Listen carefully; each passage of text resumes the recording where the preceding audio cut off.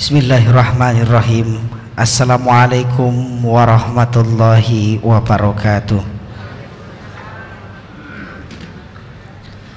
Alhamdulillah, alhamdulillahirabbil alamin.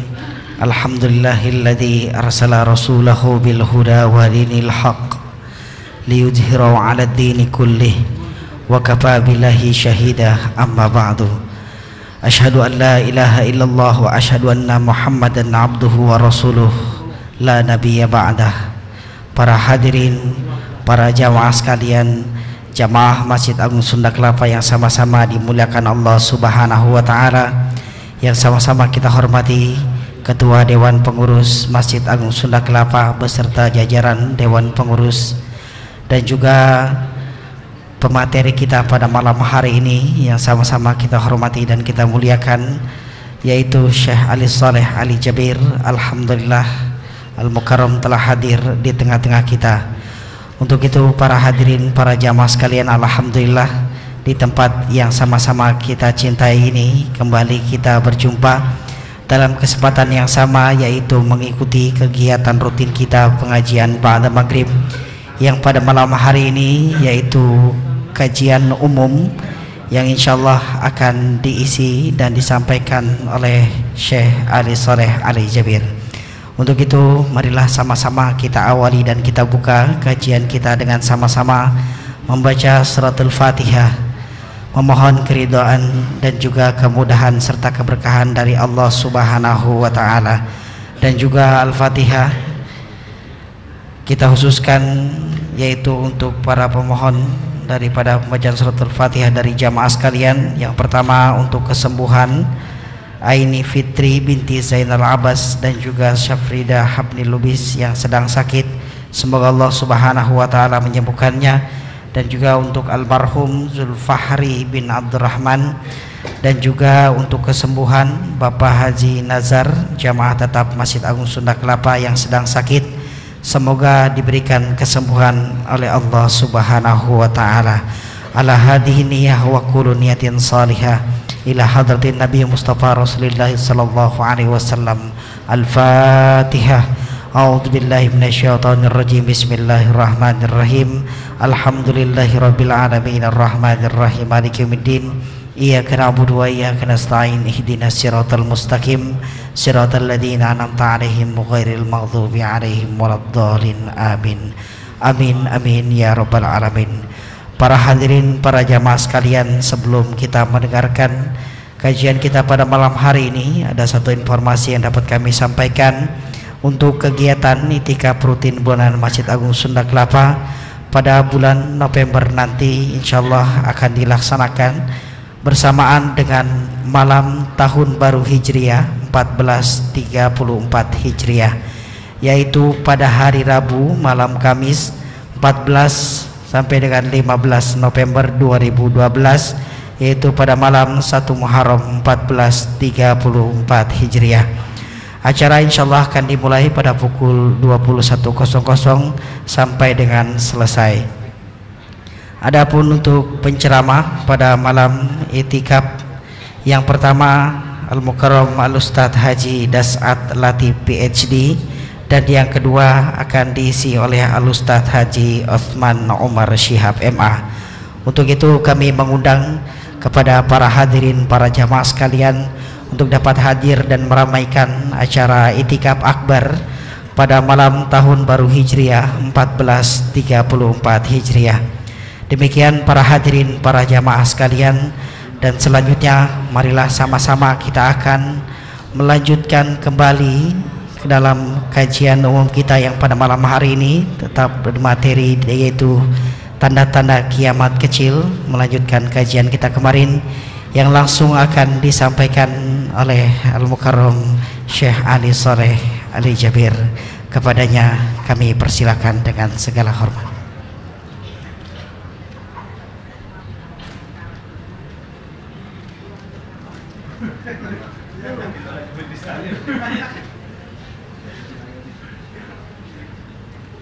Dapat hati.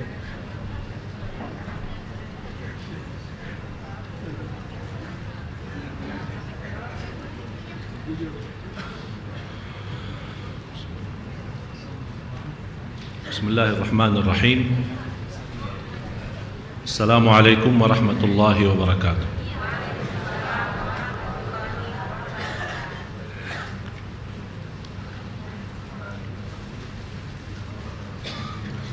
Alhamdulillahi rabbil alamin. Wa ashhadu anna sayyidana wa nabiyyana Muhammadan abdullahi wa rasuluhu as-sadiqul amin. Allahumma salli wa sallim ala sayyidina Muhammad wa ala alihi wa sahbihi wa man tabi'ahum bi ihsanin ila yaumiddin. Subhanaka la ilma lana illa ma 'allamtana innaka antal alimul hakim. Maha suci Allah, kami tidak memiliki ilmu apa-apa, hanya saja apa yang diberikan oleh Allah Subhanahu wa taala. Segala sesuatu yang kita punya dan kita miliki sebenarnya dan sesungguhnya milik Allah Subhanahu wa taala. Oleh karena itu jangan anda merasa sedih dan kehilangan sesuatu, karena semuanya dari Allah dan kembali kepada Allah Subhanahu wa taala. Dan Rasulullah sallallahu alaihi wa alihi wasallam bersabda, "Man yuridillahu bihi khairan yufaqihu fid din." Barang siapa yang dihendaki Allah untuk memberikan satu kebaikan, yang terbaik adalah memahami agama. Dan kita nanti akan masuk kepada bahasan salah satu ciri-ciri hari kiamat. Tersebar kebodohan agama, jahil. Banyak hal kita tidak mengerti.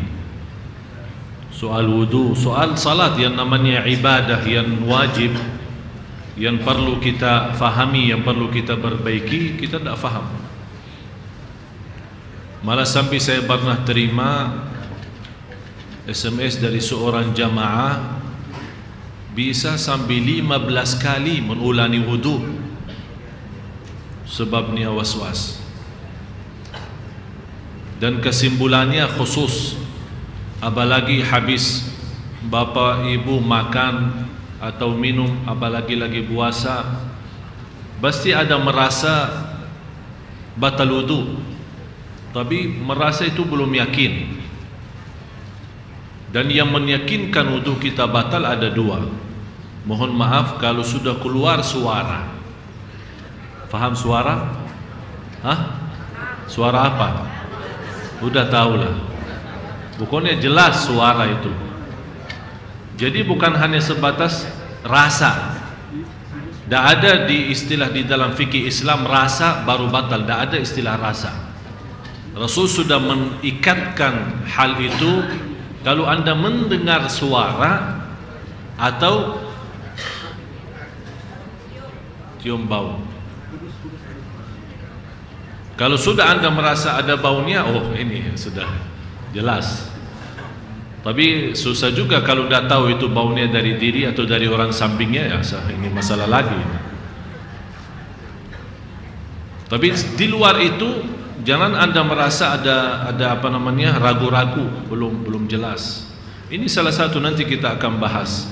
Salah satu ciri hari kiamat umat Nabi Muhammad SAW bodoh agama. Banyak hal tidak mengerti. Kalau hari ini kita memilih ada tiga bahasan. Soal cerita Baitul Maqdis, kemudian soal wabah, penyakit yang pernah terjadi, dan soal kekayaan umat Islam. Dan nanti juga di antara ciri-ciri hari kiamat akan umat Islam memiliki kekayaan yang akan tersebar di bumi. Bukan hanya kekayaan dan juga kekuasaan.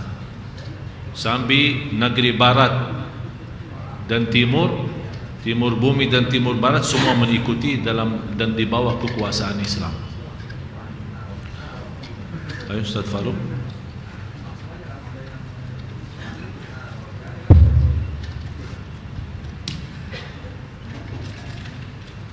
Tanda kiamat kecil yang ketiga, yaitu penaklukan Baitul Maqdis.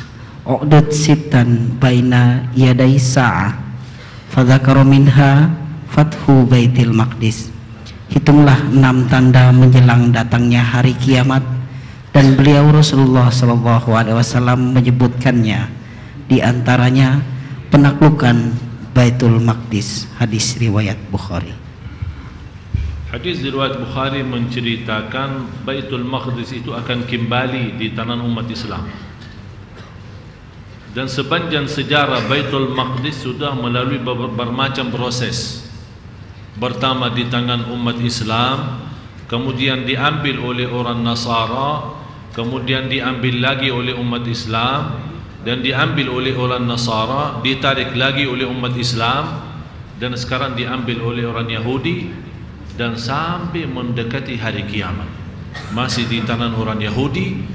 Sampai akan terjadi, nanti akan kita bahas, salah satu peristiwa yang dahsyat, perang besar antara umat Islam dan umat Yahudi.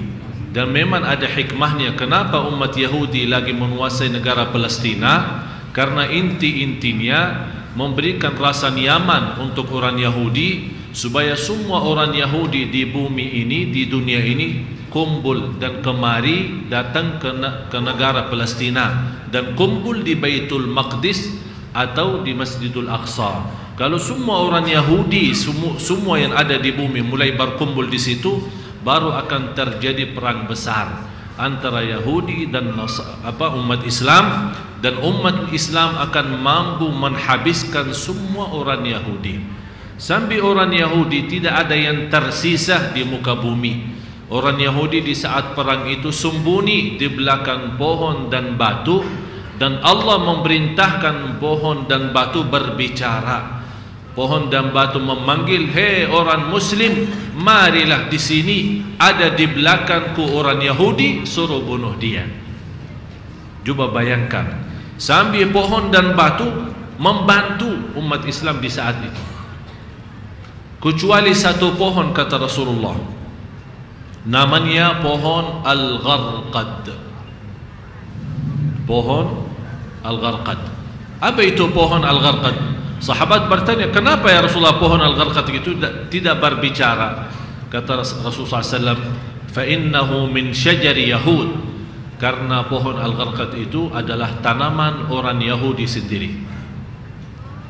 Sekarang berita yang kami terima dari kawan-kawan sahabat kami yang ada di negeri Palestina, Gaza dan yang lainnya, dan sekitar Masjidul Aqsa, mereka menceritakan sekarang banyak lagi dibangun atau ditanamkan pohon Al-Gharqad itu oleh orang Yahudi. Itu tanda apa? Kalau orang Yahudi sendiri berbanyak menanamkan pohon Al-Gharqad, itu beri apa, tanda apa? Mereka percaya. Biar Bapak Ibu tahu, orang Yahudi di zaman ini lebih memahami agama Islam daripada orang Islam sendiri. Dia tahu Islam itu benar, tapi sebagaimana Allah SWT menggambarkan, wajahadu biha wastaiqanatha anfusuhum zulman wa uluwa. Mereka mengingkari kebenaran Islam, tapi di dalam jiwa mereka, dalam hati mereka membenarkan Islam. Tapi kenapa mereka menolak dan tidak menerima? Kata Allah Subhanahu wa taala, zulman wa uluwa, karena mereka zalim dan sombong. Fanzur kaifa kana aqibatul mukadzibin. Lihatlah nanti akibahnya atau perbuatan orang-orang yang mendustakan kebenaran. Tapi sering salah faham terhadap Baitul Maqdis, yang banyak menggambarkan Masjidul Aqsa. Kan ada di sini dua, ada Masjidul Aqsa sebagaimana firman Allah Subhanahu wa taala suratul Isra, subhanalladzi asra bi'abdihi lailan minal masjidil haram. Kalau bisa kelihatan gambar,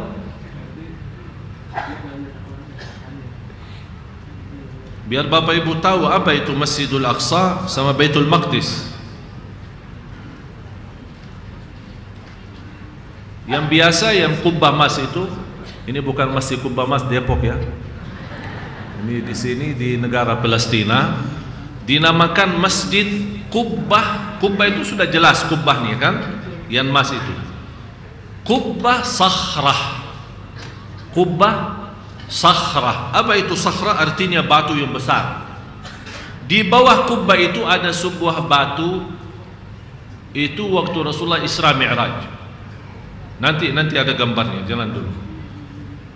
Jadi Masjidul Aqsa yang ini, yang banyak yang tidak mengenal Masjidul Aqsa.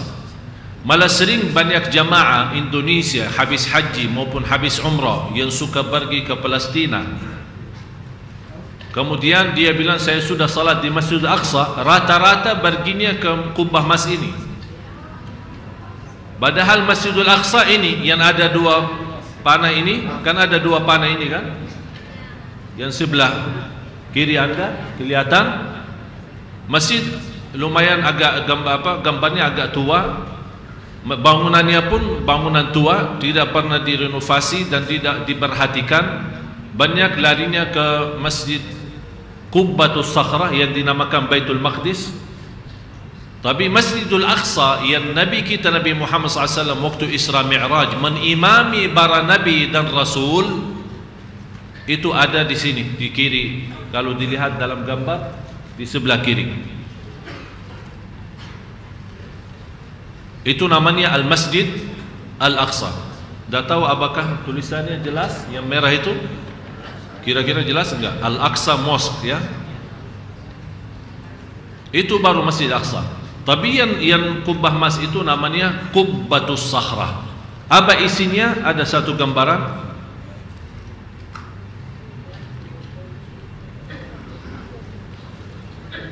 Ini balik. Ini kalau kita bisa lihat lebih besar.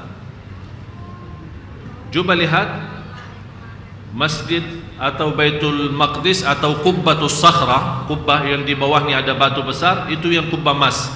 Tapi yang di pinggir ini kan ada kubbah kecil hitam, itu namanya Masjid Al-Aqsa yang ada di dalam Al-Quran. Subhanalladzi asra bi'abdihi laylan minal masjidil harami ilal masjid Al-Aqsa alladzi barakna haulah, yang kami kata Allah memberkahi sekelilingnya.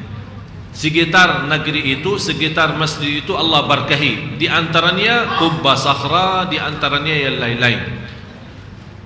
Dan salah satu dari ayat ini, Subhanalladzi asra bi'abdihi, orang yang memahami Al-Quran, di situ tersembunyi berita gembira.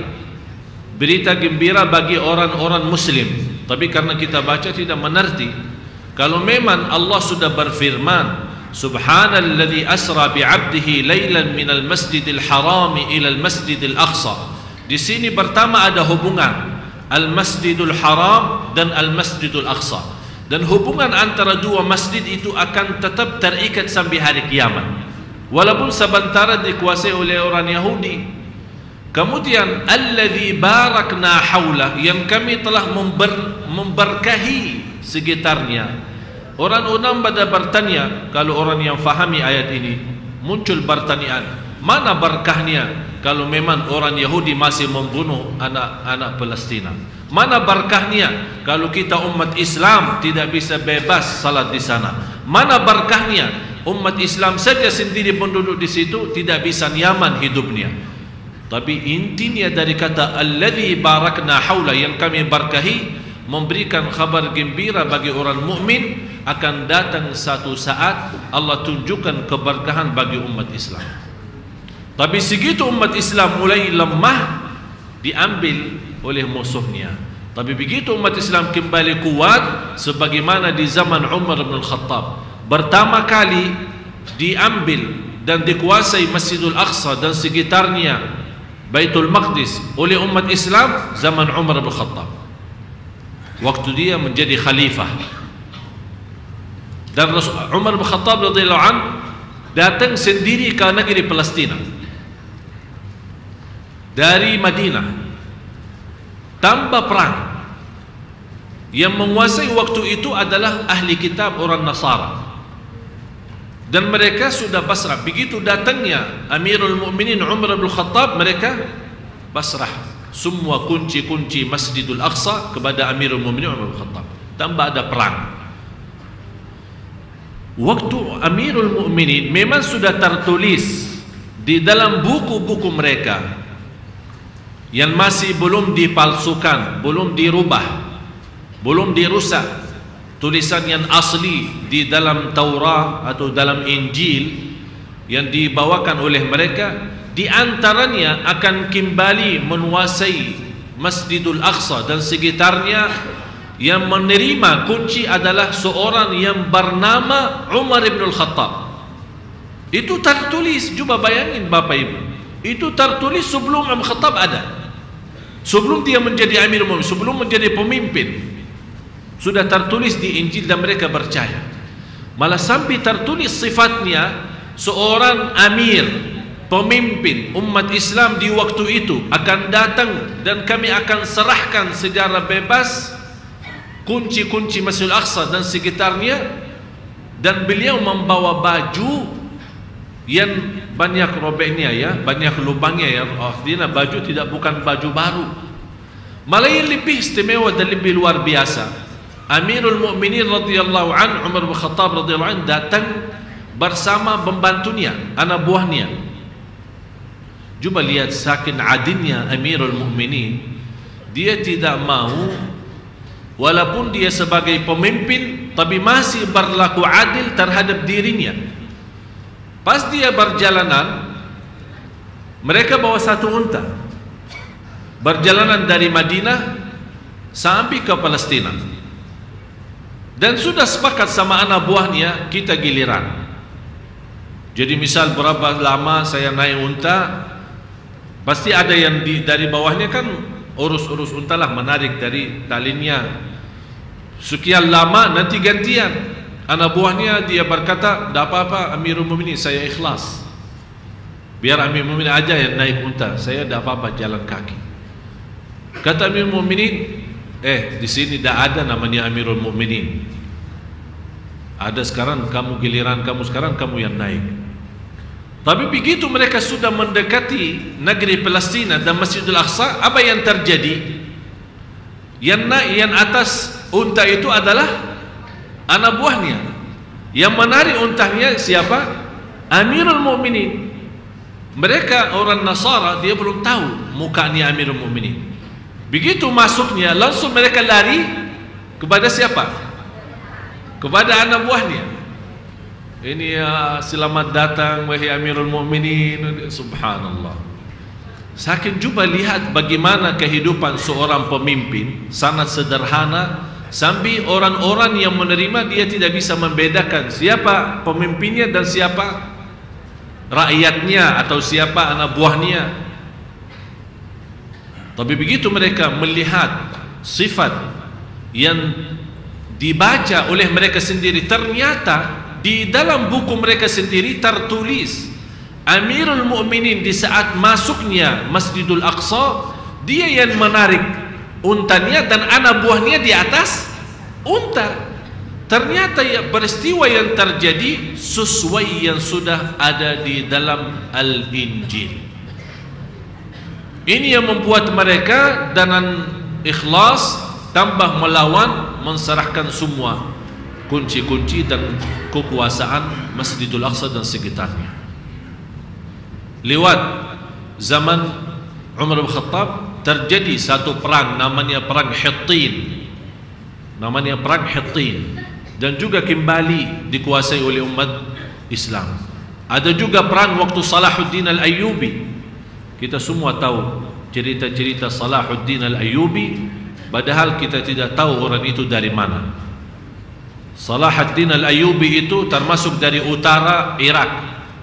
Kalau kita sekarang batasan antara Irak sama Turki, namanya Akrad, Kurdi. Yang sekarang pemimpin yang dianggap seorang penjahat pertama di batasan Turki Irak itu adalah Abdullah Öcalan. Kalau pernah dengar nama itu, sering dibawa di berita.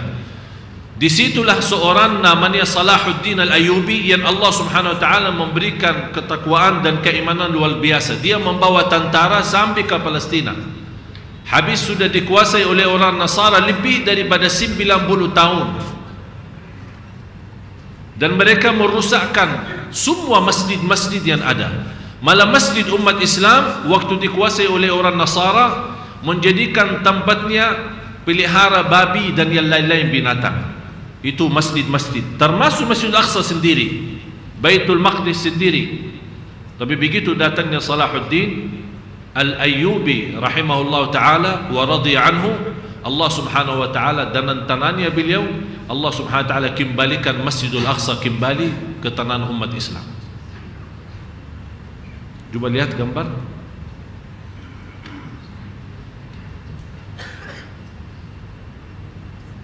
Terus ini balik ini kelihatan apa namanya, batu yang pernah dinaiki oleh Rasulullah SAW waktu Mi'raj. Bapak Ibu, kata Isra artinya beda sama Mi'raj. Isra itu dari apa namanya, dari misal timur ke barat atau dari utara ke arah selatan. Ini perjalanan itu namanya Isra. Dan waktu Rasulullah SAW Isra, naik sebuah binatang di antara, katanya di antara kuda sama unta, atau di antara kuda sama keledai, ya, antara itulah, tidak begitu dijelaskan gambarnya. Tapi jaraknya dia kalau berjalan sepanjang mata melihat itu satu langkah. Jadi orang yang kira-kira sepanjang mata melihat sejauh berapa kilo? Itu binatang sekali langkah itu sepanjang mata melihat. Berarti sebentar saja sudah sampai dari Makkah, sudah sampai ke Masjid Al-Aqsa. Dinamakan binatang, disebut dalam hadis namanya Al-Buraq. Al-Buraq. Begitu Rasulullah SAW sampai di sana, menikatkan Al-Buraq itu di sebuah tiang yang ada di Masjidul Aqsa dan menimami semua para nabi dan rasul. Ini termasuk perkara gaib. Bagaimana bisa terkumpul para nabi dan rasul? Tapi kita tahu para nabi dan rasul sudah wafat, sudah tidak ada. Tapi coba lihat bagaimana kekuasaan Allah kumpulkan semua para nabi dan rasul di Masjidul Aqsa itu. Malah ada menceritakan dari jumlah hadis, tidak pernah terkumpul para nabi dan rasul di satu tempat dalam satu waktu kecuali di Masjidul Aqsa. Di Makkah pun tidak pernah.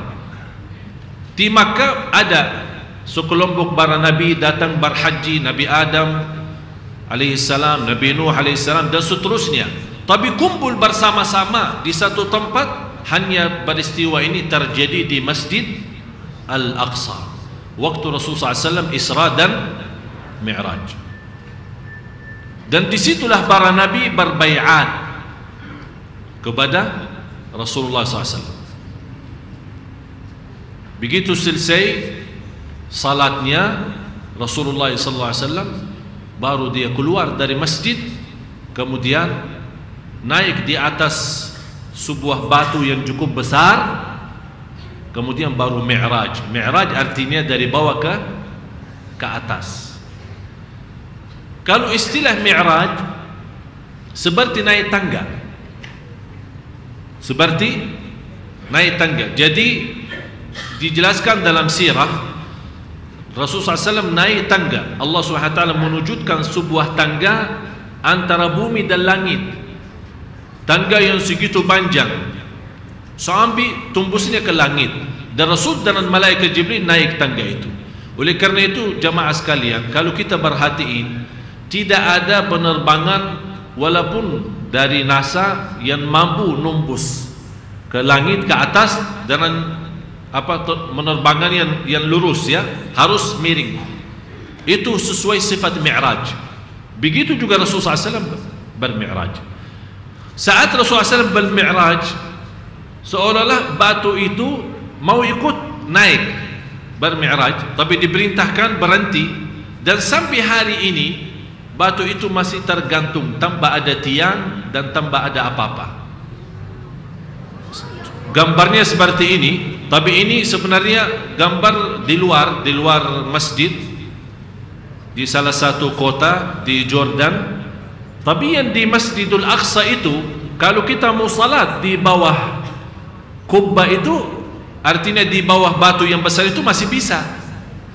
Oleh karena itu dibuat kubbah emas ini yang kita lihat, dibuat kubbah emas itu untuk menutupi batu supaya tidak ada yang berusaha naik di atas batu itu. Tapi dari bawahnya orang bisa salat, malah tingginya luar biasa. Tapi tidak ada tiang, malah kadang-kadang orang yang masuk di sana agak ragu-ragu, jangan-jangan jatuh. Ini dari zaman Rasulullah SAW sampai sekarang. Ini sebuah peristiwa menjadi tanda.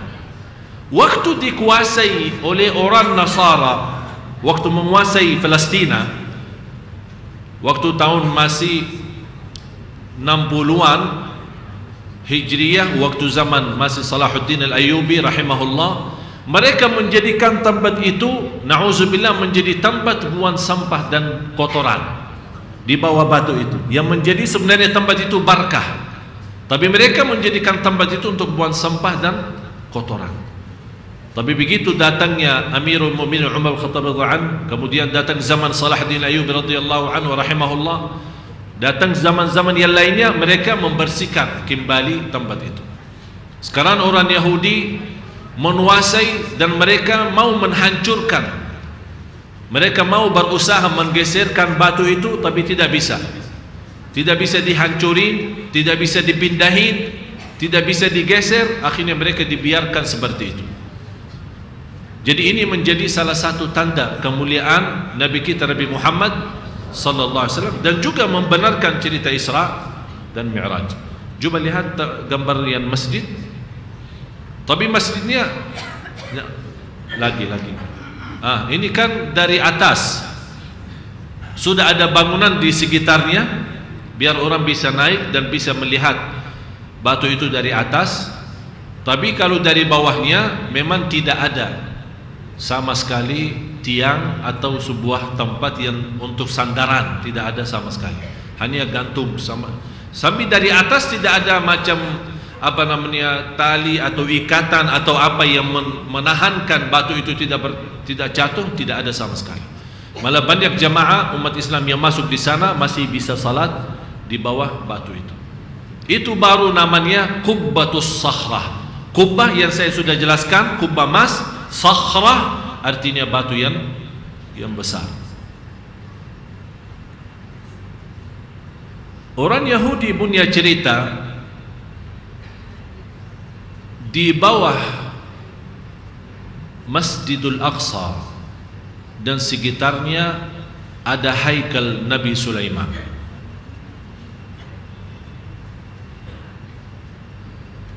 Haikal Nabi Sulaiman artinya makam Nabi Sulaiman, yang mereka sekarang alasannya berjuang dan setengah mati untuk menguasai tempat itu. Malah ada ancaman berkali-kali hampir Masjidul Aqsa itu mau ratuh, ya, jatuh bangunannya, karena habis sudah dibongkar banyak di bawah bumi sampai tiang-tiangnya sudah tidak punya sandaran yang kuat. Itu kerjaan orang Yahudi. Dan tetap umat Islam masih dalam kondisi lemah seperti ini sampai negeri Palestina dan kemudian Masjidul Aqsa. Padahal Masjidul Aqsa menjadi pertama kiblah bagi umat Islam adalah Masjidul Aqsa. Dan hadis yang sahih, barang siapa yang salat di Masjidul Aqsa mendapatkan pahala salat 250 kali.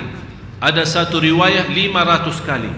Tapi kalau di Masjid Nabawi 1000 kali di masjid-masjid yang lain. Kalau di Masjidul Haram, barang siapa yang salat sekali di Masjidul Haram mendapatkan pahala seolah-olah dia salat 100.000 kali di masjid-masjid lain.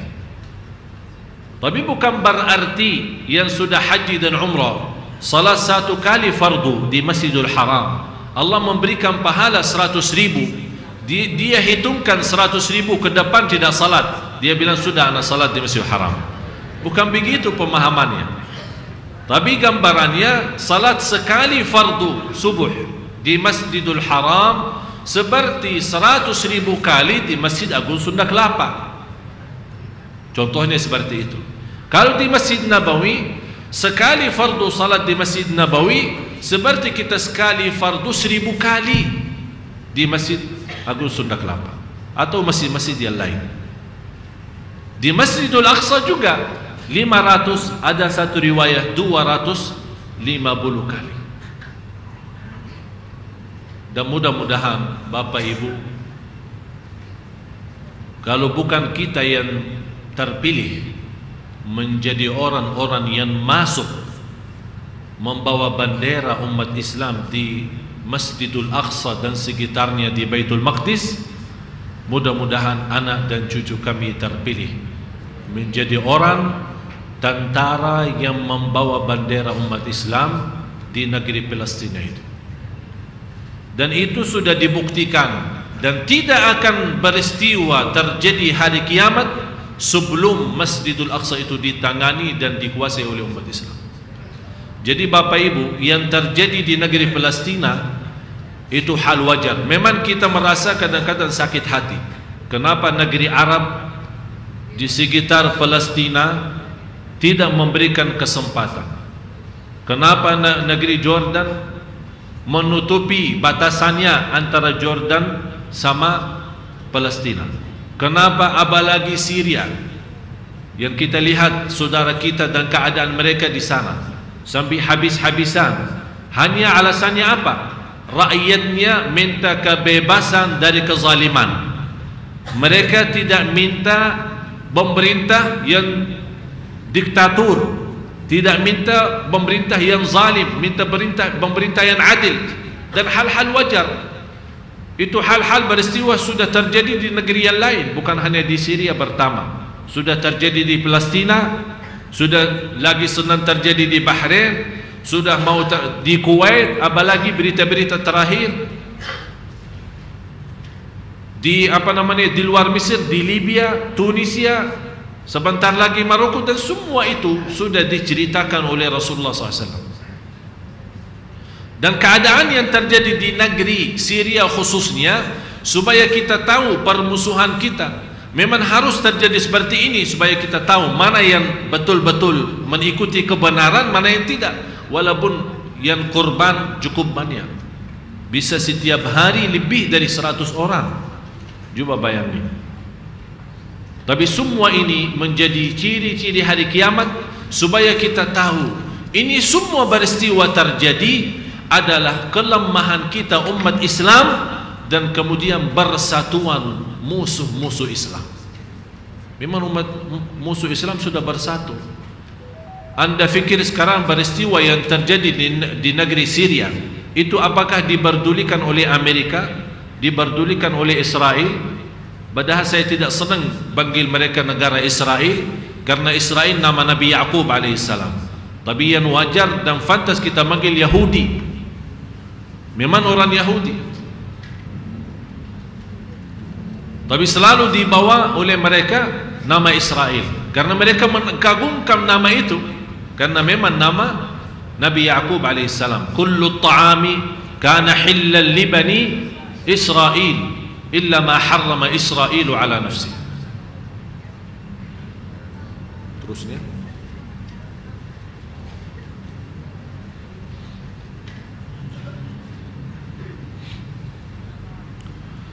salah satu ciri hari kiamat. Jadi sebagaimana tadi Baitul Maqdis kan sudah kita pertama jelaskan, ciri-ciri hari kiamat ada yang besar, ada yang kecil. Dan bisa satu tanda atau satu ciri bisa terjadi berkali-kali. Misal Baitul Maqdis sudah terjadi bukan hanya sekali. Di zaman Umar bin Khattab sudah, Salahuddin Al-Ayyubi sudah. Dan nanti akan datang, sebagaimana saya jelasin tadi, perang besar antara umat Islam sama Yahudi, dan umat Islam akan mampu menghabiskan umat Yahudi. Berarti itu tanda apa? Satu ciri bisa proses berkali-kali. Tapi ini semua masih dalam ciri-ciri hari kiamat. Walaupun masuknya ciri-ciri hari kiamat yang besar, sebagaimana saya jelaskan, dan nanti kita akan bahas turunnya Nabi Isa, keluarnya Masihud Dajjal, kemudian datangnya Ad-Dabah, kemudian angin, di antara pas peristiwa terjadi ciri-ciri hari kiamat yang besar ini memberikan sudah sangat dekat hari kiamat, bisa juga ciri yang kecil masih sedang berjalan. Di antaranya pas keluarnya Al-Mahdi, turunnya Nabi Isa, keluarnya Masihud Dajjal, di situ juga akan terjadi salah satu peristiwa yang cukup dahsyat, membuat umat Islam sangat kaget dan membuat umat Islam mensadari peristiwa yang itu adalah kehancuran Al-Ka'bah. Ka'bah itu tahu Ka'bah? Yang jutaan umat Islam haji setiap tahun, nanti ada termasuk satu masa yang namanya ciri-ciri kecil akan terjadi hancuran Al-Ka'bah. Yang menghancurkan Al-Ka'bah adalah salah satu orang dari negeri Al-Habasyah. Habasyah yang kira-kira Ethiopia sekarang kira-kira Al-Habasyah.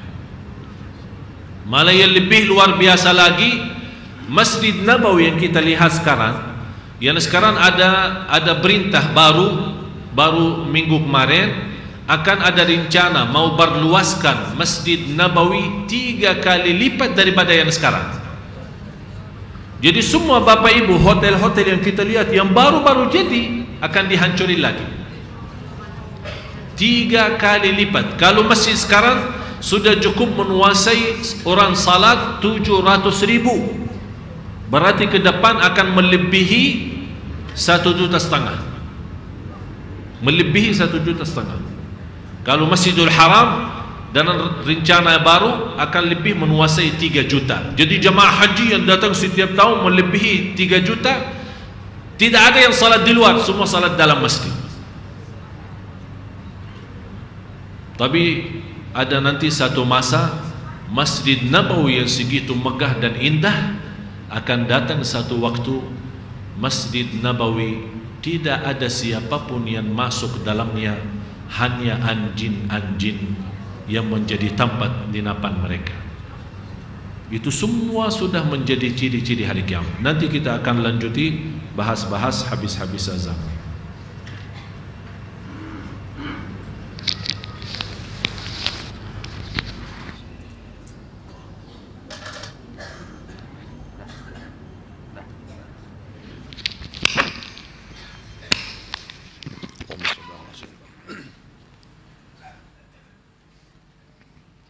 اللهم صل على سيدنا محمد. الله أكبر الله أكبر الله أكبر الله أكبر. أشهد أن لا إله إلا الله.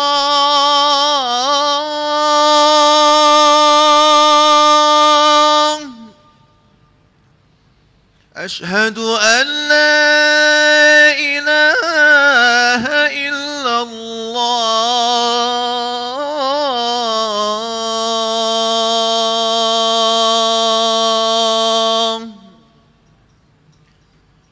أشهد أن محمدا رسول الله.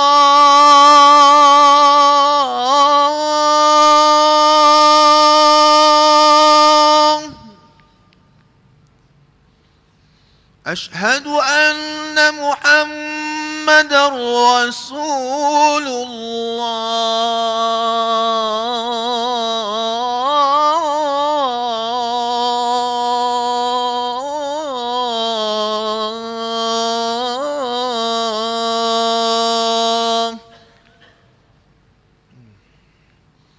حي على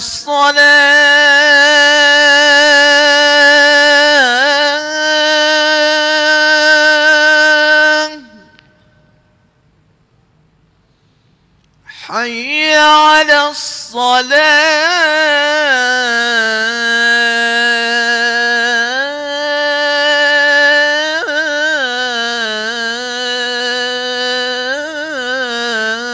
الصلاة.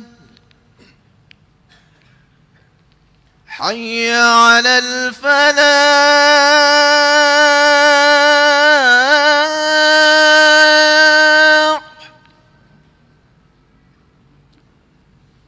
حي على الفلاح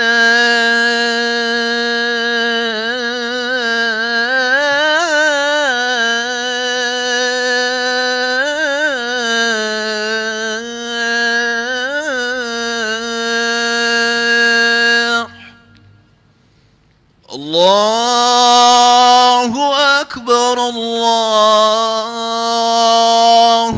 أكبر لا إله إلا الله.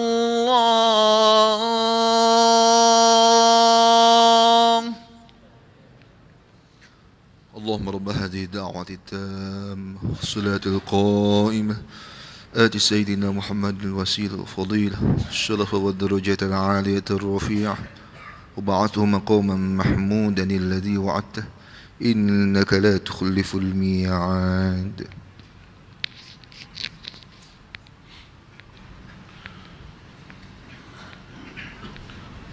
بسم الله الحمد لله اللهم صل على سيدنا محمد وعلى آل سيدنا Muhammad. Salah satu ciri hari kiamat yang sudah lalu, yang sudah lewat, kejadian sebuah wabah. Wabah itu namanya ta'un. Penyakit itu kena tumbuh manusia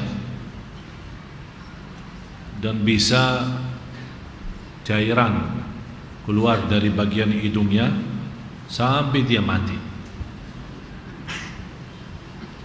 Dan itu sudah terjadi di sekitar negeri Palestina dan negeri Asyam, sampai sebagian besar daripada sahabat meninggal.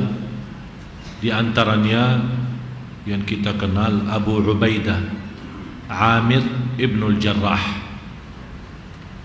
sebagaimana Rasulullah SAW bersabda, setiap umat mempunyai orang yang paling amanat dan jujur, dan umat Nabi Muhammad SAW di antaranya yang menjadi paling amanat dan jujur di umat Nabi Muhammad SAW adalah Abu Ubaidah Amir ibn al-Jarrah radhiyallahu anhu. Dia termasuk salah satu orang yang kurban di negeri Asyam akibatnya penyakit wabah itu, dan menjadi salah satu cerita yang sudah diceritakan oleh Rasulullah sebelum meninggal dunia.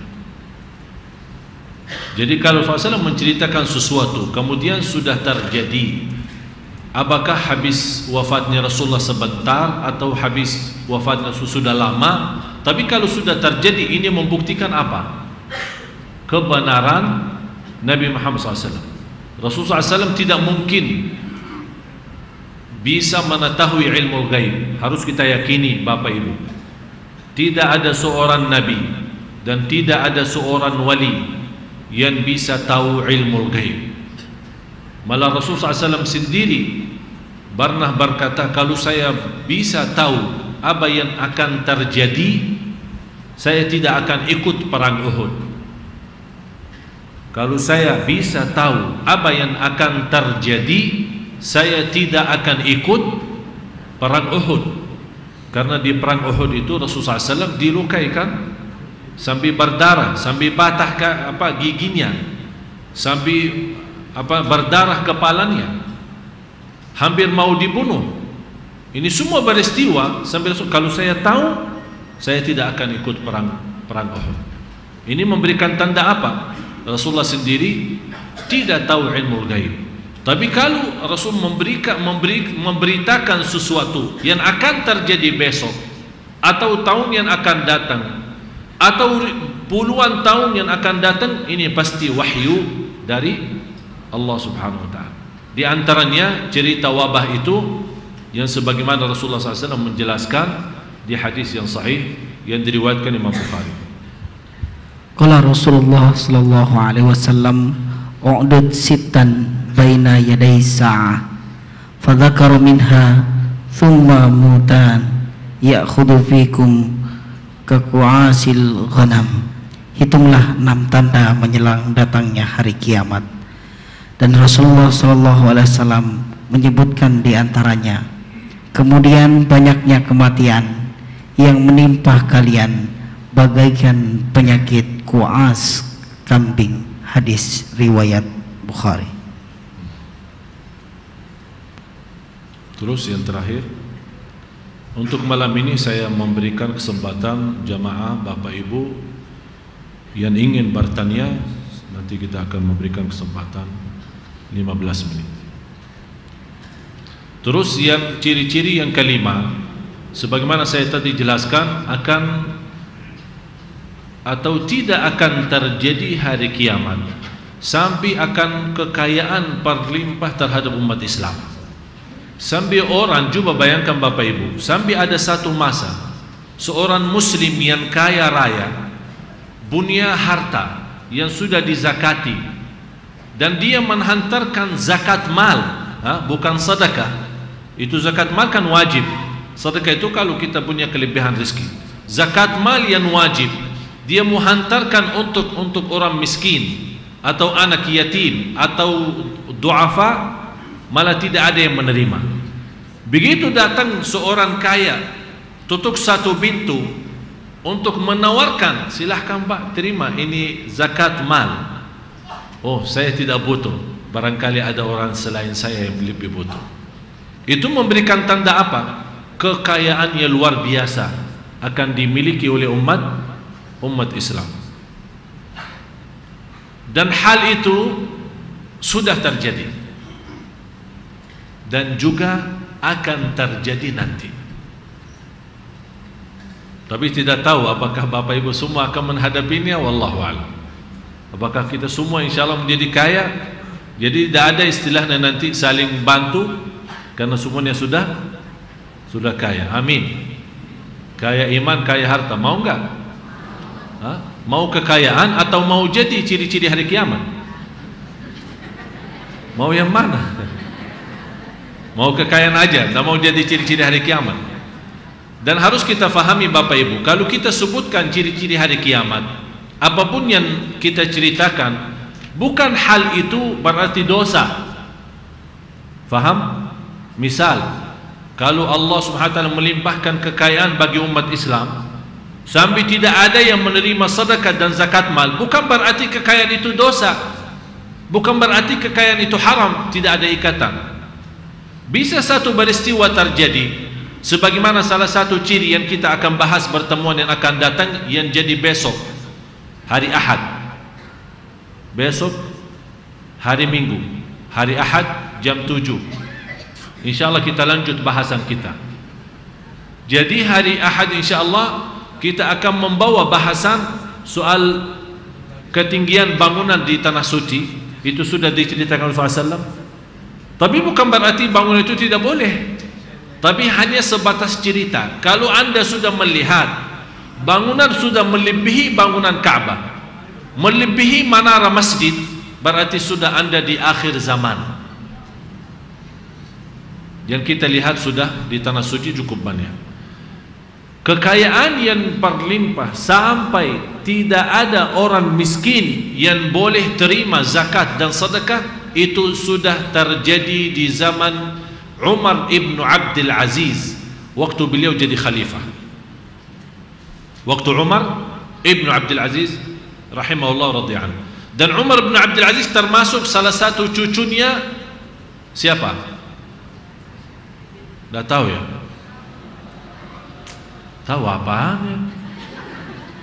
Cucunya Umar bin Khattab radhiyallahu anhu. Cucunya di zaman Umar bin Khattab sebagai Amirul Mukminin, dikenal dalam sejarah waktu beliau jadi khalifah, di waktu itu adalah masa yang paling adil terhadap masyarakat dan rakyat umat Islam. Termasuk yang bukan muslim pun sudah merasakan nyaman dan adilnya umat Islam. Datang cucunya yang bernama Umar bin Abdul Aziz rahimahullah. Dan sebenarnya menurut saya malah sebagian besar ulama yang membawa sejarah Islam dianggap Umar bin Abdul Aziz khalifah yang kelima. Yang kita sama-sama belajar berapa khalifah? 4. Abu Bakar, Umar, Uthman dan Ali. 4 radhiyallahu anhum ajma'in. Tapi saking mulia sejarah Umar bin Abdul Aziz, saking berkah waktu beliau menjadi khalifah, saking adil, bukan hanya adil terhadap rakyat, malah juga bersama istri dan anaknya. Luar biasa keadilannya beliau, sampai berani ahlus sirah, ahli ulama sejarah menjadikan Umar bin Abdul Aziz sebagai khalifah yang kelima. Saking mulia sejarah beliau. Di masa beliau tersebar keadilan. Malah pernah waktu mau malam hari dilihat sama istrinya juga namanya Siti Fatimah. Istrinya adalah anak khalifah dari Bani Al-Abbas Abdul Malik ibnu Marwan. Jadi bapaknya juga khalifah. Begitu bapaknya meninggal dunia, diserahkan kepada Umar bin Abdul Aziz. Padahal Umar bin Aziz bukan anaknya, tapi ini sebuah kemuliaan yang diberikan oleh Allah SWT kepada seseorang. Beliau begitu jadi khalifah, kata istrinya kalau sudah malam hari selalu dia salat malam, dan habis salat malam sambil menunggu subuh dia duduk dan menuntuk kepalanya ke bawah dengan cara seperti ini dan nangis sambil menunggu subuh. Sudah tahu gambarannya? Begini. Dan nangis sampai menunggu subuh. Istrinya melihat keadaan suaminya seperti ini. Apa salahnya? Kesalahannya apa? Dia bilang apa? Saya sudah bertanggung jawab sebagai khalifah umat ini. Yang saya fikirkan setiap malam sampai susah tidur, siapa di antara rakyat saya yang susah malam ini tidur, lapar, belum makan, dan akan Allah bertanyakan kepada saya, kenapa tidak menghantarkan makanan ke dia? Dan siapa di antara mereka yang tersesat di dalam perjalanannya dan tidak ada dari petugas saya yang bisa mengarahkan jalan yang benar? Ini juga bertanggung jawab saya. Sampai segitu dia memuhasabah diri, sampai dia tidak bisa tidur sampai subuh.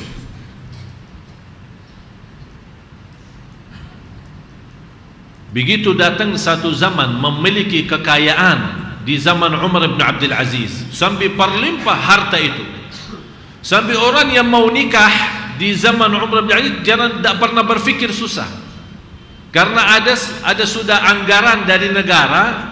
Waktu Umar bin Abdul Aziz menjadi khalifah, ada anggaran membantu setiap pemuda yang mau nikah. Jadi di zaman Umar kata banyak-banyak yang mau nikah. Tapi dah tahu, saya tidak baca cerita apakah ada yang nikah lagi atau saya tidak baca. Tapi yang penting ada anggaran dari Umar bin Abdul Aziz untuk segera membantu. Malah datang satu zaman menghantarkan dari Baitul Mal, namanya Baitul Mal, menghantarkan bantuan negara kepada orang yang butuh nikah. Ternyata tidak ada yang butuh karena semuanya sudah kaya. Tidak ada yang mau terima. Beras, makanan, fitrah, zakat fitrah dari negara yang mau dihantarkan untuk, tidak ada yang terima. Semua merasa kalau saya tidak butuh, coba lihat cari yang lain. Apa kata beliau? Begitu anak buahnya datang membawa beras-berasnya ke Amirul Mukminin, wahai Amirul Mukminin Umar bin Abdul Aziz, tidak ada yang terima. Beras ini pun tidak ada yang terima, semua sudah ada. Apa kata beliau? Tumbahkan di jalan di atas gunung-gunung supaya burung-burung juga bisa makan. Jangan nanti ada cerita burung di zaman Umar bin Abdul Aziz mati karena lapar. Jangan sampai ada cerita, kata beliau, di masaku jadi khalifah ada burung yang mati karena lapar. Coba bayangkan saking adilnya beliau, saking agungnya dan berdulinya beliau, bukan hanya kepada manusia, malah kepada binatang. Kapan saatnya Indonesia mempunyai pemimpin seperti ini? Tidak usah seperti ini, separuhnya aja lah.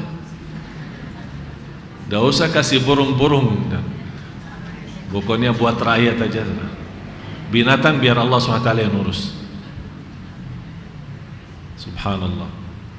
Tapi nanti akan datang satu zaman, tapi saya tidak tahu siapa yang menjadi pemimpinnya di saat itu, akan umat Islam memiliki kekayaan yang berlimpah sampai tidak ada yang menerima zakat atau sedekah. Saya tidak tahu nanti kalau sudah peristiwa ini terjadi, insya Allah tidak ada korupsi lagi ya? Karena sudah semua kaya. Dan insya Allah tidak perlu bagi KPK dan tidak perlu. Mudah-mudahan waktu itu saya yang jadi presiden. Coba baca hadisnya. Hadis sahih diriwayatkan Bukhari dan Muslim. Qala Rasulullah sallallahu alaihi wasallam, la taqumu sa'ah hatta yakthura fikumul mal fayafidu hatta yuhimma rabbal mal may yuqbalahu minhu sadaqah wa yud'a ilaihi ar-rajul fayaqulu la arabali fihi. Tidak akan terjadi hari kiamat sehingga harta benda banyak pada kalian lalu melimpah ruah sampai-sampai menyusahkan pemilik harta mencari orang yang menerima sedekah darinya, dan seorang dipanggil untuk menghadapnya lalu dia berkata, aku tidak memiliki keperluan terhadap mal. Hadis riwayat Bukhari dan Muslim. Coba bayangkan Bapak Ibu, kalau kita sudah datang punya zakat terus mau hantar, malah orang kata, oh maaf Pak, saya tidak butuh. Sekarang tambah orang butuh sudah minta duluan, walaupun tidak butuh. Tapi insya Allah nanti kita lihat nikmatnya bagaimana Allah Subhanahu Wa Taala memberikan. Tapi saya yakin tanda itu, kekayaan yang akan berlimpah kepada umat Islam pasti ada sebelumnya, ada kebaikan, ada perubahan. Artinya kalau umat Islam sudah sadar, taubatan nasuha, kembali bertakwa, beramal saleh, dan benar-benar bertaat kepada Allah dan Rasulnya, disitulah salah satu berkahnya kita sami'na wa ata'na adalah kekayaan yang berlipat ganda yang kita akan nanti nikmatinya. Yang mudah-mudahan datang satu masa kita semua masih hidup, biar bisa kita lihat nikmatnya. Silahkan yang ingin bertanya boleh, kalau tidak ada pertanyaan kita doa. Baik para hadirin, para jamaah sekalian, masih ada waktu Bu, 10 menit untuk kita, dan dipersilakan oleh Syekh bertanya. Untuk itu langsung kita persilakan dua orang penanya yang di belakang terlebih dahulu.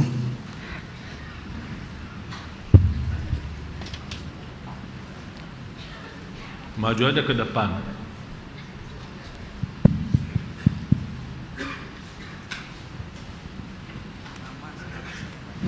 Terima kasih, nama saya Mulyanda. Saya banyak hal-hal yang menarik di Islam dan namanya Bapak? Nama saya Mulyanda.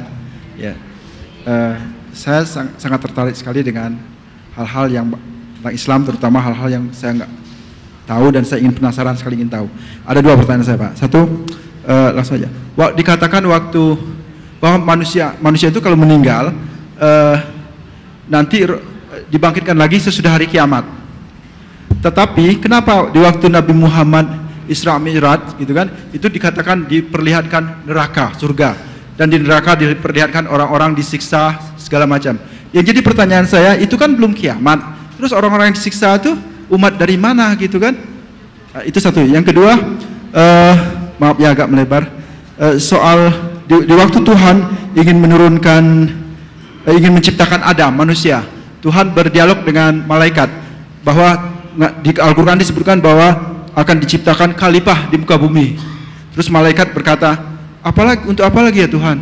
Tuhan bilang, ya kalian nggak tahu apa yang saya nggak tahu gitu. Jadi di sana disebutkan bahwa Tuhan akan menciptakan khalifah di muka bumi. Nah, terus apa gunanya gitu ya, apa? Jadi saya berpikir dari awal itu memang Tuhan ingin menurunkan Adam di bumi gitu. Terus untuk apa itu ada persyaratan buah kuldi atau segala macam kalau melanggar itu diturunkan? Bukankah niat awalnya Tuhan sudah menginginkan Adam itu di bumi gitu? Terima kasih. Baik, terima kasih Bapak Mulyanda.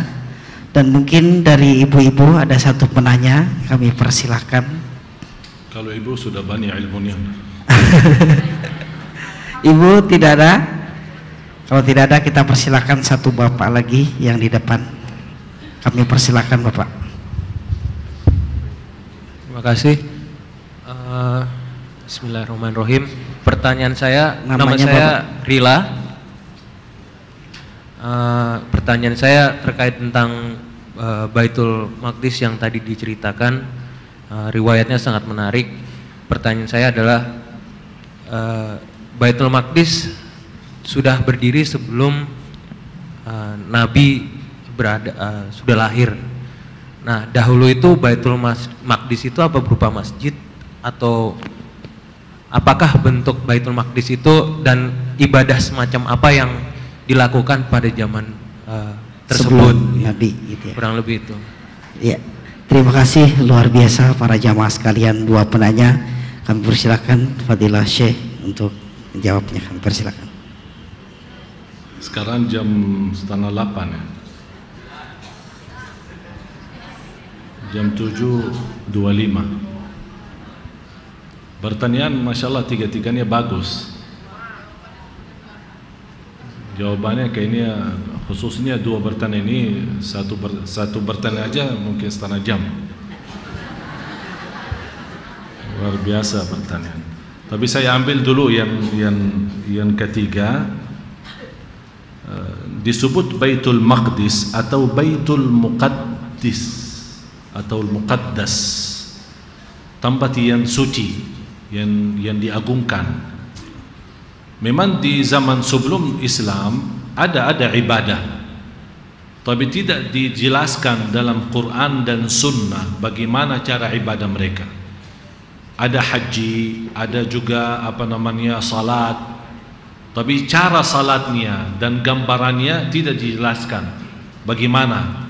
Kenapa tidak dijelaskan? Karena tidak ada guna untuk kita tahu, tidak ada manfaat untuk kita tahu. Misal, contoh, apa gunanya bagi kita nanti di hari kiamat atau untuk amal saleh kita kalau kita tahu cara salat Nabi Nuh dan kita diperintahkan ikuti Nabi Muhammad SAW? Yang wajib kita mengetahui adalah yang diperintahkan oleh Rasul kita dan yang ditahu oleh Rasul SAW, dan juga beristiwa menggambarkan bagaimana ibadah mereka, bagaimana salat mereka, dan semua agama-agama mereka memang Islam, mulai dari Nabi Adam sampai seterusnya. Dan kita selalu baca sebagaimana bacaan tadi sore kalau ikut bacaan sama imam tilawatul Quran. Salah satu imam membaca am kuntum syuhada, wasiat Nabi Yaqub kepada keturunan Nabi Yaqub di suratul Baqarah. Am kuntum syuhada idh hadara Yaqub al-maut idh qala li banihi ma ta'buduna min ba'di. Waktu dia bertanya kepada keturunannya, apa yang kamu menyembah setelah aku meninggal? Qalu na'budu, mereka menjawab, kami menyembah dan beribadat kepada Allah adalah Tuhan Nabi Ibrahim, Tuhan Nabi Ishaq dan Tuhan Nabi Ismail. Kemudian Tuhan Nabi Yaqub sendiri, ilahan wahidan, Tuhan yang Maha Esa, wa nahnu lahu muslimun, wa nahnu lahu muslimun. Ini kata muslimun memberikan tanda mereka Islam. Ini merupakan makna Islam ada dua, ada Islam umum, ada Islam khusus. Islam umum adalah Islam seluruh para Nabi dan Rasul, yang intinya Islam itu adalah tauhid kepada Allah, tidak ada Tuhan selain, la ilaha illallah. Itu namanya murni Islam, Islam yang kokoh, yang utama. Islam khusus atau Islam khas adalah Islam kita yang ada di dalamnya ibadah-ibadah bermacam, amal salih berlipat ganda, beda sama ummah-ummah yang dahulu kita. Bacaan Al-Quran, kita memiliki kitab beda dengan kitab-kitab mereka, walaupun asal dakwah masing-masing para nabi maupun di kitab-kitab mereka adalah intinya adalah membawa kita kepada Allah Subhanahu wa ta'ala. Memang di dalam Taurat yang asli, Injil yang asli, Suhuf Ibrahim wa Musa yang asli, Az-Zabur Nabi Daud alaihissalam dan seterusnya, semua isinya ibadah, iman kepada Allah, percaya kepada para nabi, iman kepada malaikat, yang kita tahu adalah rukun-rukun iman. Itu semua ada di dalam agama-agama yang sebelum kita. Tapi sejarah titil, bagaimana sifatnya, seperti kita misal punya wudu, dan wudu ini khas untuk umat Nabi Muhammad SAW. Beda dengan cara umat, apakah mereka umat yang terdahulu wudu atau tidak, tidak dijelaskan dalam sirah maupun di dalam Quran. Tapi yang jelas kita punya wudu dan punya salat menjadi tanda bagi kita untuk dikenal oleh Rasulullah SAW. Nanti di hari kiamat, dalam sebut di dalam Quran dan hadis, hari kiamat adalah hari gelap. Gelap, tidak ada cahaya, tidak bisa terlihat apa-apa. Bagaimana Nabi Muhammad SAW bisa kenal umatnya? Ada satu tanda, cahaya wudu dan salat. Jadi orang yang tidak salat dari umat Nabi Muhammad SAW, dia tidak bisa dikenal sama Rasulullah SAW. Tapi begitu ada cahaya, Rasul memanggil, kemarilah wahai umatku, ada cahaya di muka, cahaya di tangan, dan cahaya di bagian kaki, karena mereka sifatnya biasa menjaga wudu dan salat. Oleh karena itu Rasulullah SAW bersabda, la yuhafidhu ala wudu illa mu'min, tidak menjaga wudu walaupun tidak salat tapi terus dalam keadaan wudu, itu sifat orang mukmin sempurna iman. Oleh karena itu jamaah sekalian, apapun orang bertanya soal ibadah umat yang terdahulu, soal ibadah yang lain-lain, kita menjawab, kita bertanggung jawab terhadap ilmu umat kita, umat Nabi Muhammad SAW. Karena Allah tidak akan bertanyakan terhadap umat-umat yang terdahulu. Dan dinamakan oleh ulama namanya ilmu al-fadul, ilmu yang tidak ada guna bagi kita. Sekarang apa gunanya kalau kita tahu umur Nabi Nuh? Sekarang orang sibuk menghabiskan waktu mau tahu nama-nama Ashabul Kahfi.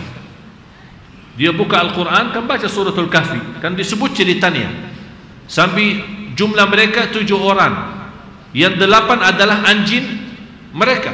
Dia pusing fikirkan siapa nama mereka, asalnya dari mana, tingginya berapa, berat badan berapa, dan bermacam-macam soalan yang Allah sendiri dalam Al-Quran melarang kita bertanya-tanya soal mereka. Fala tastafti fihim, jangan bertanya lagi, itu sudah Allah terangkan dan jelaskan. Itu ada yang kita percaya dan kita imani. Jadi yang boleh kita bertanya dengan berlebih-lebihan adalah soal kewajiban kita.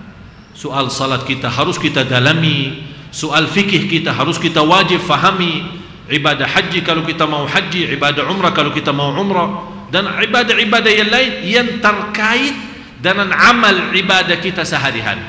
Tapi jangan kita menguasai sejarah para nabi, ibadah mereka dan semua, tapi ibadah saya sendiri malah tidak faham. Jadi harus kita mewaspadai dan memahami persoalan ini. Yang kedua, memang pertanyaan ini sangat luar biasa. Rasulullah SAW waktu Isra Mi'raj, Allah tunjukkan banyak peristiwa. Di antaranya, saya singkatkan saja, di antaranya lihat Nabi Adam alaihissalam. Kalau Nabi Adam alaihissalam, Rasulullah menggambarkan tingginya 70 sepanjang tangan. Berapa kali? Kalau kita mau hitungkan meternya kurang lebih 60 meter tingginya Nabi Adam. Siapa ya? Coba jemaah kumpul semua. Dia tidak ada yang sampai 60 meter tingginya. Tapi yang menarik, Rasul saat menceritakan Nabi Adam pas melihat ke sebelah kanan senyum, kalau melihat sebelah kiri nangis. Apa yang dilihat sebelah kanan dan kiri? Isra Mi'raj jamaah sekalian, peristiwa adalah gaib. Peristiwa gaib. Dan semua yang terlihat di dalamnya semuanya gaib. Jadi kita percaya perkara itu gaib karena salah satu sifat orang mukmin, alladzina yu'minuna bil ghaibi wa yuqimuna as-salat wa mimma razaqnahum yunfiqun. Ini sebagaimana firman Allah, salah satu sifat orang muttaqin, dzalikal kitabu la raiba fi hudan lil muttaqin. Sifat yang pertama bagi orang yang bertakwa, dia percaya terhadap peristiwa gaib, neraka, surga, hal itu yang tidak bisa lihat. Zat Allah sendiri adalah gaib. Bagaimana kita percaya Allah tapi kita tidak lihat?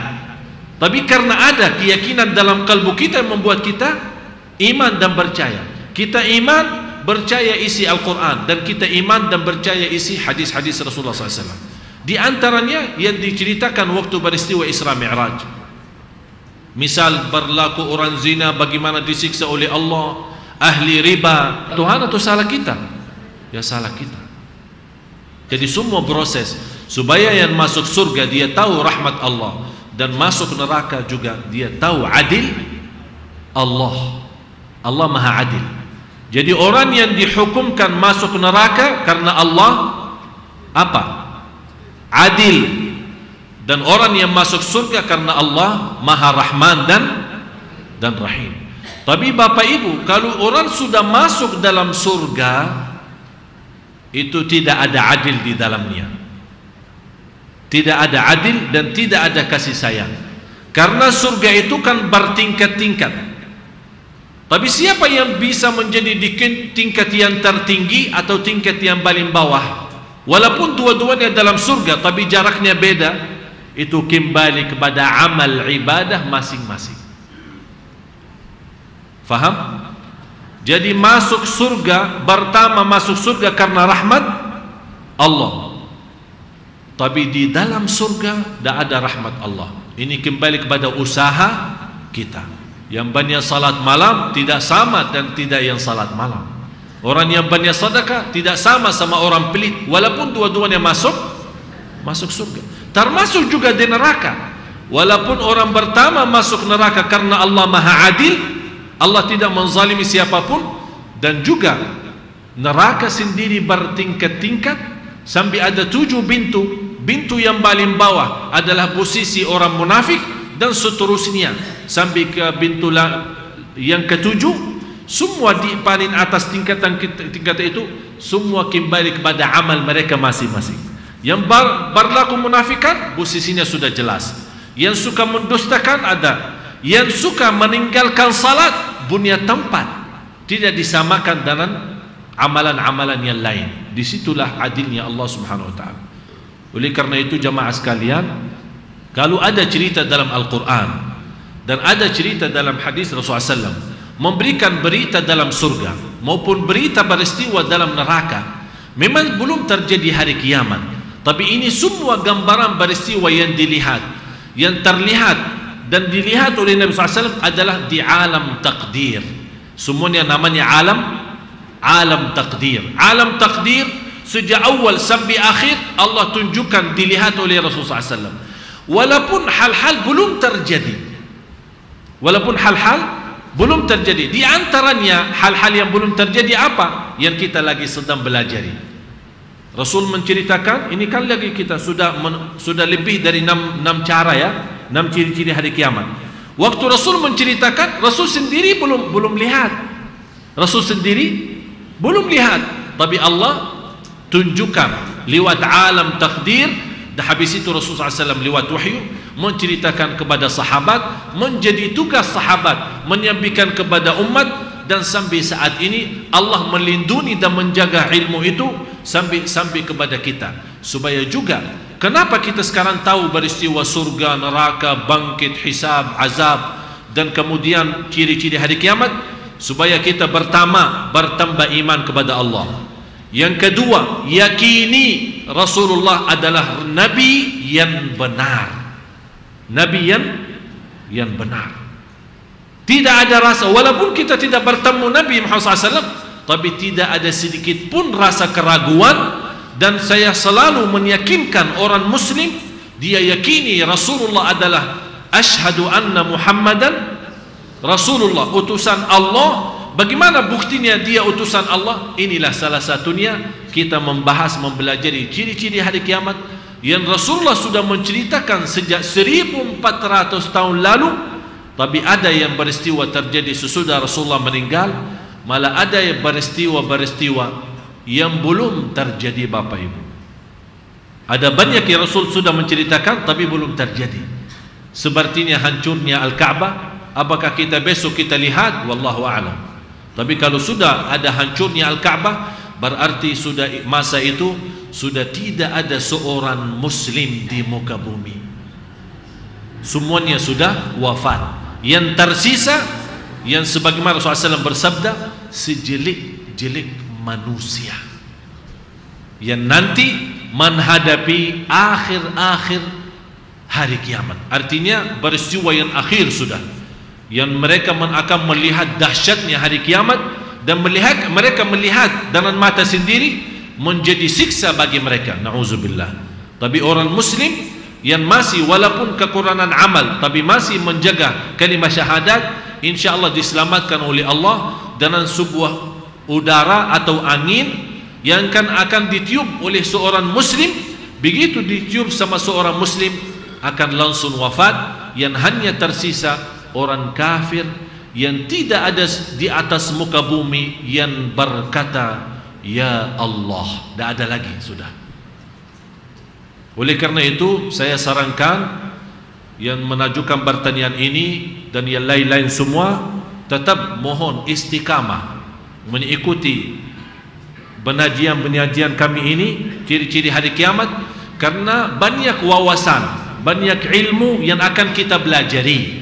Jadi kalau ada hal-hal yang kita masih belum begitu mengerti, masih kita bodohi dalam hal agama, insyaallah dalam waktu-waktu yang akan datang kita akan lebih mendalami banyak hal. Insyaallah banyak wawasan Bapak Ibu akan mengerti terhadap soal sejarah maupun sunnah Rasul atau peristiwa-peristiwa yang lain, supaya kita termasuk orang yang diselamatkan oleh Allah Subhanahu wa taala di dunia dan di akhirat. Mohon maaf kurang lebihnya. Apa yang saya sampaikan semoga menjadi ilmu bermanfaat bagi kita semua, dan mudah-mudahan yang sudah menajukan pertanyaannya, mudah-mudahan jawaban kami mempuaskan. Kalau belum puas, boleh nanti ketemu saya langsung. Bismillahirrahmanirrahim. Alhamdulillahirabbil alamin. Allahumma shalli ala sayyidina Muhammad